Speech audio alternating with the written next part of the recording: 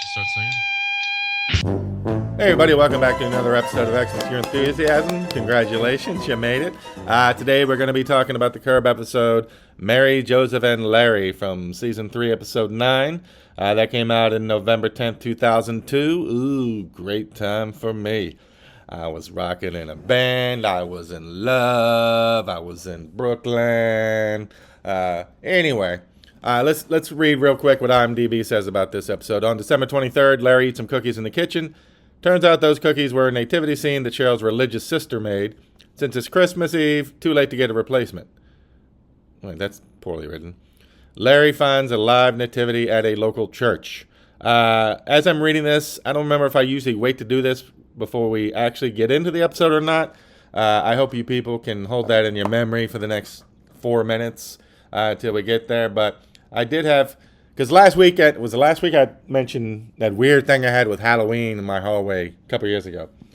And I had two strange things happen in my hallway this week. For one, I was walking out my door and I noticed some other guys walking down my hallway. All right, I assume he's going to the elevator, same as me or whatever. And then he just stops at the door and knocks on it. And like my brain packed a bag and left my skull. I was like, so now I'm like, well, fuck. I've spent like 3 years just, solemn, quiet, head nod in the elevator, just keep on everybody, being nice, polite, whatever. But now I'm like, is everybody, remember I was patting myself in the back for figuring out how to really dazzle people in the elevator just in time so there's no small talk needed.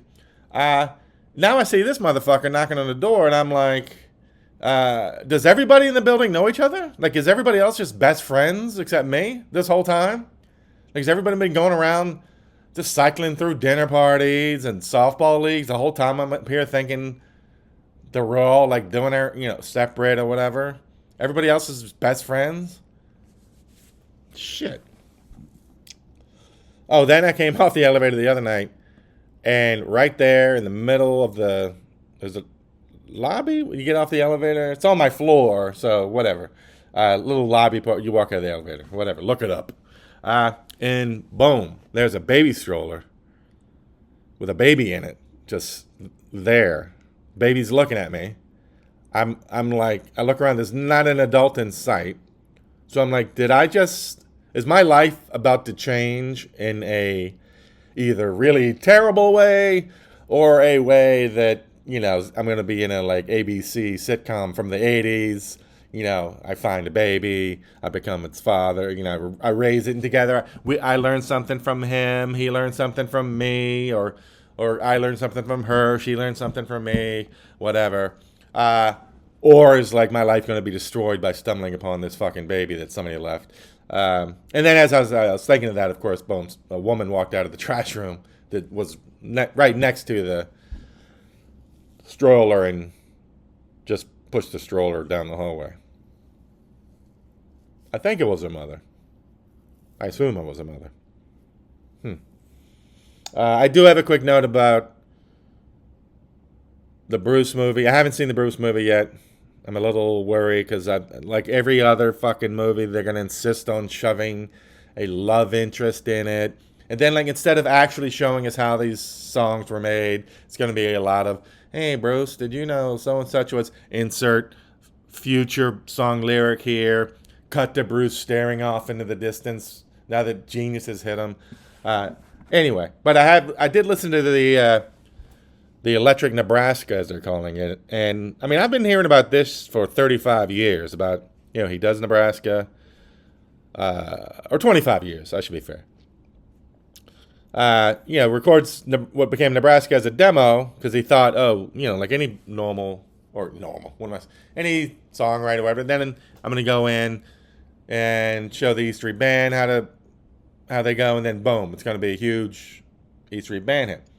And of course, he tried that and decided the originals were better, which I agree with. But I've always heard about these things like they're a legend, and I always assumed like either the band just wasn't getting it, like how to play that or how to play them at all or whatever. And Bruce kind of said, you know what, fuck it. Now that I'm thinking about it, they're even better as they are. Or they were amazing, the versions they came up with. But in the end, Bruce was like, you know what? I still love this the way it is, whatever. Now, I'm listening to these now, finally, after all these years, and like, there's a lot of, well, there's three things maybe. There's a lot of, like, did they just swap out the acoustic guitar for electric guitar? Like, all right. Oh, look, we added a keyboard. Okay. Uh, they seem to be more, instead of like now that I've taken this to the band and I'm going to get into it and excited and this is going to trigger this and then it's going to turn into something. They sound like just cheesy, and that is the right word. A lot of them just sound like cheesy versions, like that kind of, I don't know if it predated what country, quote unquote, became throughout the 80s. Like the country music I grew up with, it was just cheesy, supermarket, crappy, just nothing had anything to do with country at all. And a lot of these sound like that. Oh, like Johnny, oh, let's slap it up so it's a knee slapper and make it fast and sound a little twangy. But even that you can live with, like if it is cool. But these just sound like, again, just like what bad country in the SoundScan era became. And they sound a lot like, let's get this done in 2 minutes 18 because we're I don't know. Very surprisingly, I mean, I don't want to say bad, but I was surprised at how, again, I keep saying the word cheesy. They just sounded like what shitty country was going to become. And I mean, I could let time go and go back, and I'm sure I will, but none of the songs, to a song, did I think he made the wrong choice with in terms of staying with the original demo. So I just was surprised at how, I don't know, unimaginative they were. And after all those decades, I was like, really? Okay, this is it? Okay, well, whatever. I'm sure I'll still see the movie, even though I have my problems with it, despite not having seen it. Anyway, let's get into the episode. Don't forget, first of all, that this season of Xmas Your Enthusiasm is brought to you by Roy Rogers. Roy Rogers, you're the one who took the wrong exit. You eat the shit. Okay, we're through the first scene, and while there's no real transgressions, yes, New York Times, I know you're listening, so to speak, there's a lot of setup I think I can knock out here. He's at a doctor because he has a pubic hair stuck in the back of his throat, for obvious reasons, although he's embarrassed to tell the doctor, like the doctor has never dreamed that anything this terrible would show up in his office. So anyway, so that's gonna play a big part. He's upset because the doctor found out he had gone to a U2 concert against his wishes because his housekeeper had told the doctor's wife, and the doctor's like making fun of Larry, and Larry's a little upset, but he's not really upset at the doctor. The doctor's just but I think he's gonna be upset at his maid, or I think it's his maid, his housekeeper that did spreading the word, so to speak. Anyway, so there we are. He's got a pubic. First of all, Larry, you don't need to be embarrassed about having a pubic hair stuck in the back of your throat. You need to wear that like your fucking sign when you stole a fork back in that episode. Come on now. Although the doctor did say this doctor is. I think he pops up more than just this episode. I think, but he is great. He had the line of the scene because Larry, when it's obvious, when he goes, I have a pubic hair in my throat, and then Larry tries to wave it off like, to be honest, I don't usually do that. Like, I mean, I'm not even going to get in. And the doctor just goes, hey, don't even need to know the schedule. Great line. So anyway, that's all you set up for that. Hopefully they don't have to spend the whole episode doing that. So here we go. On a side note, if I get enough people flooding the phones with cash to get me to do an entire episode based on the various houses of Curb Your Enthusiasm, I think I could do that. I think I would have fun doing that. I still don't understand why, because I read once they always had different houses because, they would rent it for the season. And they weren't 100% sure they'd be coming back, so they'd just rent. And again, it's like, it's not even like Larry's the only millionaire in that group, but he is like, just buy a fucking house, do your seasons, and then sell it for what I'm sure is going to be 5 times the amount. I can't be explaining real estate to every rich motherfucker in the world. I can't do it. All right, first up, Larry and Cheryl are in getting a little, not a heated discussion, but she's like, oh, we got to go get a Christmas tree. I guess it's around the holidays, obviously. Her parents are coming in town for Christmas, and Larry's like, a tree? And he's all bent out of shape about the tree. It's like, hey, you've been married 10 years or whatever. This has never come up. You've never had to get a bullshit Christmas tree. And second, it is interesting. This is the second episode in a row with Cheryl's parents. And if you recall last episode, they really go out of their way to make Larry feel like a shithead for being Jewish. To the point where, like, even today we love to go, oh my God, something made in 2002 couldn't be made today. Even by those standards, it's like, why would any normal people, he's been their son-in-law for 10 years. Like, every time they turn a corner, they're just constantly surprised. Oh, you don't love Jesus? What? You don't have a tree? Like, they're just constantly surprised by him not loving their same Christianity. And they don't hold back, or at least the father does not hold back in letting that be known as much as possible. It's just really bizarre. But I got to go with Cheryl on this. Larry, just get the tree. But she's doing the right thing, even though her parents are kind of assholes. Just roll with it, Larry. Your house is humongous. You can just put it somewhere and never fucking see it again. But Larry starts out 0-1. 0-1. Xmas Your Enthusiasm, brought to you by Fuck it, I'm leaving that one in. I'm not even putting that in one on a separate blooper reel for you people. You're welcome. Anyway, don't forget this season of Xmas Your Enthusiasm is brought to you by Roy Rogers. Roy Rogers, you're the one who took the wrong exit. You eat the shit. Oh, and he's told Cheryl about what the doctor said or whatever. You know what would be great? If Cheryl immediately just happened to run into the doctor at his office with a suitcase, and it's like, oh, hey, I'm just coming home from the airport. I've been gone for 2 weeks or whatever. So the doctor, oh boy, that would be funny. Of course, Cheryl, I don't think she's going to be coming up with that, but would have been good. Would have been nice, Larry. If Larry David had married me, I mean, the laughs we'd have had, starting with that one.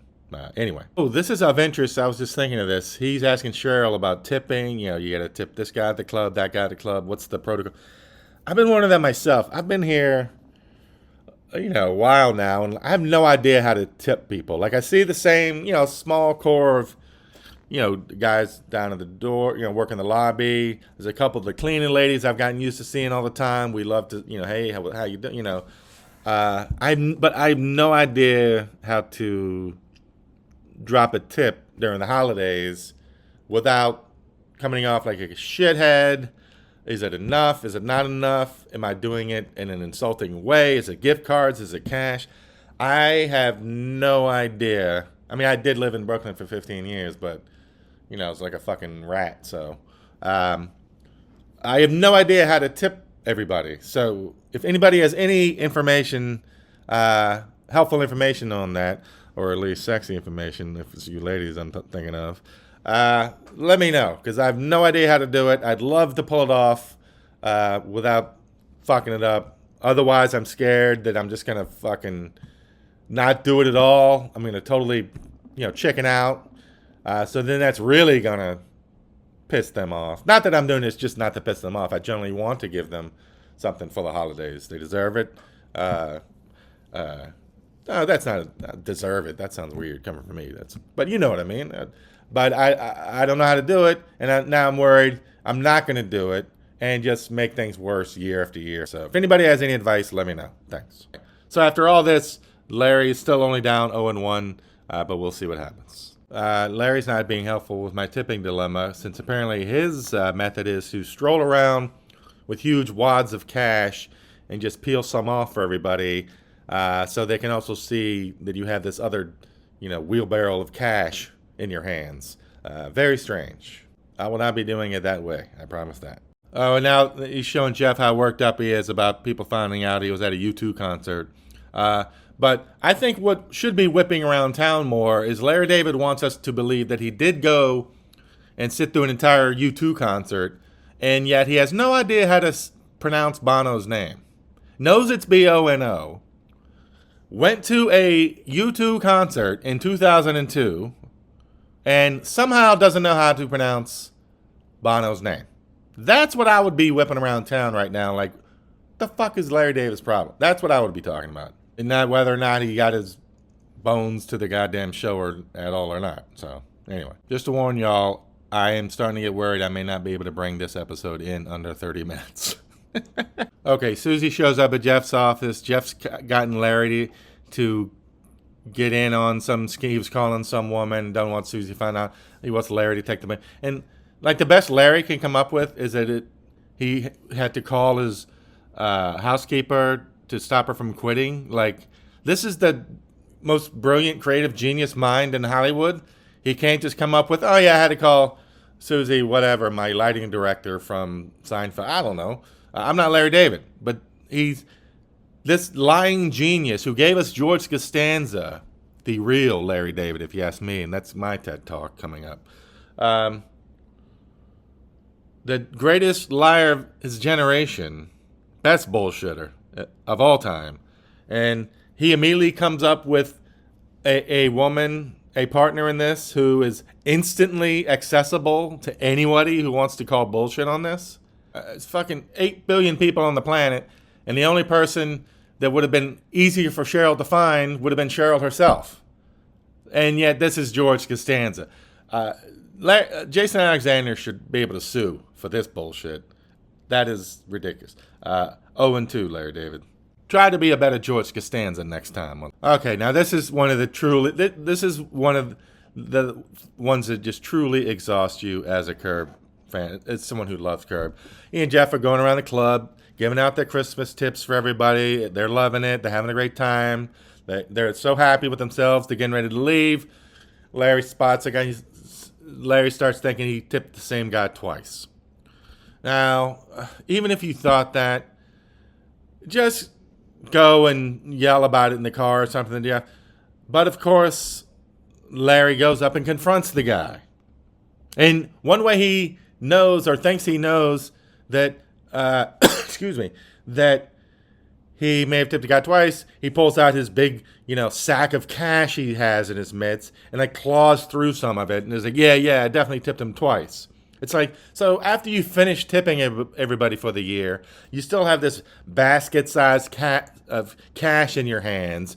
And now you're going to go confront this guy and ask for what you think is your second tip back. I mean, good luck eating your lobster bisque after this without assuming there's who the hell knows what in it. This is just... Is it supposed to be funny? It's just beyond exhausting. The guy should just throw the money in his fucking face and get the hell. Go cry in your fucking shrimp boat, Larry. This is just over. Even for Larry, this is over the top, kind of disgusting. What the fuck? 0-3. You should count that one twice. One for every dollar you probably did tip the guy. Okay, again, is Larry David the shittiest liar in the world? He comes in. Cheryl's parents are there, just right on cue. They're shoving the biggest Christmas tree in the world that wasn't cut down by Chevy Chase down Larry's throat, taking up his whole house. But I think Cheryl's parents just suck, which is a shame because the dad, of course, was in a ton of movies in the 80s we all loved. I think her parents just kind of suck. But then Larry starts going, because he's got a pubic hair in his throat, and the mother or father, whichever dickhead, turns and, it's in your something in your throat. And Larry panics and he says, grape stem. Grape stem. The answer, idiot, is popcorn. Ding, ding, ding. Problem avoided. Everybody knows that. It's either pubic hair or it's that little thing of popcorn that'll drive you crazy. Little Colonel Husk or whatever. Pubic hair or popcorn. That's it. And yet this genius who purports himself to be the real-life George Costanza, which I am starting to call bullshit on, which, if anything, is the good thing that comes out of this podcast, then it's worth it. Because it sure as hell won't be money, I can tell you that. Anyway, okay, now Cheryl and her sister, of course, played by the always delightful It's Always Sunny in Philadelphia. Caitlin Olsen, sorry. I'm a huge fan. I love her. Confront Larry. the housekeeper, she's upset that you tipped so-and-so more than her and that you yelled at her about blabbing about you too. I don't know. I can't get behind complaining about a tip or something. I don't even know. But hey, it gives Larry an easy win. Believe me, if I could give one of his employees a win over him for some bullshit, I would. But this one was a little mealy mouth. I don't know what it's all about. Anyway, so of course now he's got to, in return, apologize by taking her to lunch at the club. So we'll see how that goes. But not before remembering that this season of Express Your Enthusiasm is brought to you by Roy Rogers. Roy Rogers, you're the one who took the wrong exit. You eat the shit. Oh, gee whiz. Who could have guessed this? So Larry takes his housekeeper to lunch at the club. In walks Jeff and Susie. And somehow, in the 3 seconds Larry meets this housekeeper, boom, she talks to so-and-so, so-and-so talks to so-and-so, and Cheryl's waiting for Larry back at his house to call him out. This whole him covering for Jeff, calling this girl to hide from Susie bullshit just crumbles like a baked cookie. I don't know why I didn't just say cookie. But, wow, this guy calls himself the real George Costanza. And again, you couldn't have lobbed it to him at the company softball to her at the company softball picnic any easier. Pathetic.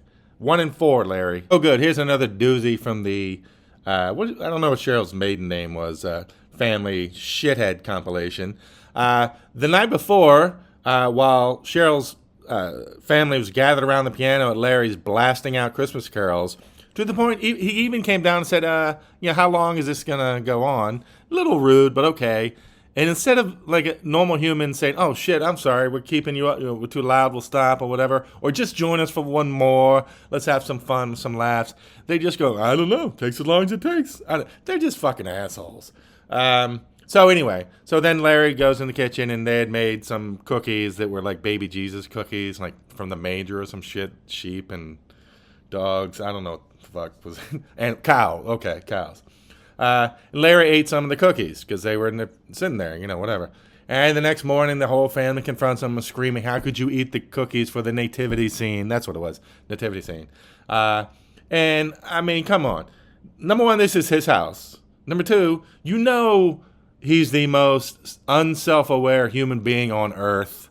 And he couldn't give a shit about nativity scene or whatever. Yeah, I don't think I don't think it's too much for me to say he does not hide his Jewishness, Cheryl.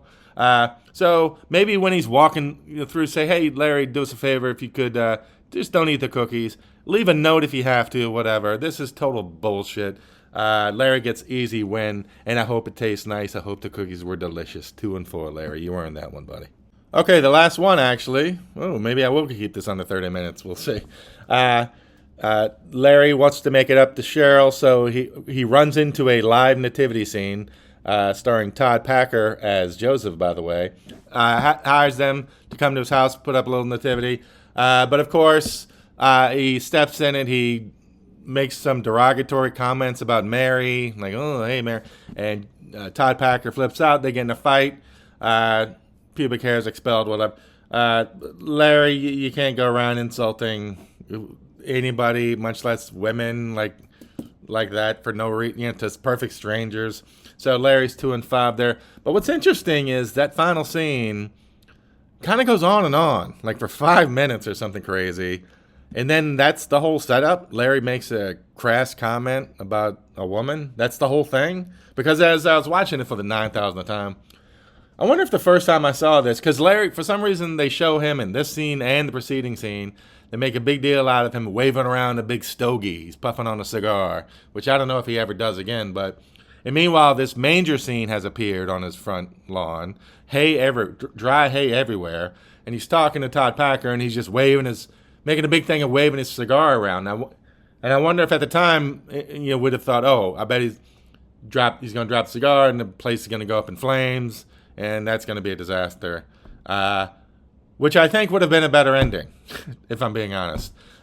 Anyway, excuse me. So Larry's 2-5. Another episode, something about this season, and maybe it's me, we just don't seem to have as many numbers adding up for every episode. 2 and 5. Only 7 transgressions. Hey, New York Times. That is very strange, but not for this season, and yet completely strange for every season before. But anyway, shit. 2 and 5 for the episode. Way to go, Lair. Which brings him up to, this should be easy to add up, even for me. 2 and 5, which means he is 23 and 39 for the entire season. I mean, that's only like 62 decisions. You know, last year, let's see, totals before this year was 179 and 157. So that's about 90 and 75. That's about 160-ish a year. And here we are at, whatever I said, 62 or something. That is weird. With only 3 more episodes to go in this season. So anyway, lucky for you people, I kept this episode going by yammering on and on about everything else, which may keep going until one of you sends me a girlfriend, for God's sakes. Anyway, so yeah, that is Mary, Joseph, and Larry for X with Your Enthusiasm. Don't forget this season, X with Your Enthusiasm is brought to you by Roy Rogers. Roy Rogers, you're the one who took the wrong exit. You eat the shit. Thanks for listening, everybody. We'll see you next time.